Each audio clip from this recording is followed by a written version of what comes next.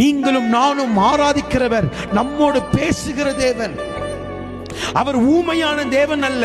அவர் உன்னை குறித்து, உன் வாழ்க்கையை குறித்து, உன்னுடைய ஊழியத்தை குறித்து, உன்னுடைய எதிர்காலத்தை குறித்து, உன் குடும்பத்தை குறித்து அவர் டைரக்டா நம்ம கூட பேச கர்த்தர் ஆயத்தம்.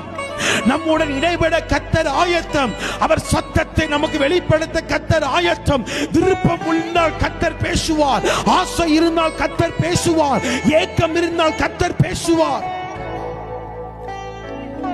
அவர் பொய் சொல்லுகிற தேவன் அல்ல. கிறிஸ்தவ வாழ்க்கையில வாழ்கிற நாம் கர்த்தருடைய சத்தத்தை கேட்டு பழகிருக்க வேண்டும்.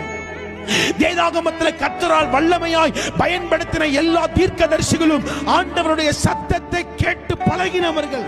கர்த்தருடைய சத்தத்தை கேட்டு பழகினவனை தேசத்திலே ஜனங்கள் அறிவார்கள். கர்த்தருடைய சத்தத்தை கேட்டு பழகினவனை ராஜாக்கள் தேடி வருவார்கள். கர்த்தருடைய சத்தத்தை கேட்டு பழகினவன் மரித்து போன சடலத்தை உயிரோடு எழுப்புவான். கர்த்தருடைய சத்தத்தை கேட்டு பழகினவன் உலகத்தை அசைப்பான். அவனை குறித்து ஜனங்கள் சொல்லுவார்கள், உலகத்தை கலக்குகிறவர்கள் இங்கேயும் வந்து விட்டார்கள். உலகத்தை கலக்கின, உலகத்தை அசைத்த, ராஜ்யத்தை கலக்கின, ராஜ்யத்தை அசைத்த எல்லா பரிசுத்தவான்களும் சேனைகளின் கர்த்தருடைய சத்தத்தை கேட்டவர்கள், கேட்டு பழகினவர்கள் என்பதை மறந்துவிடக் கூடாது.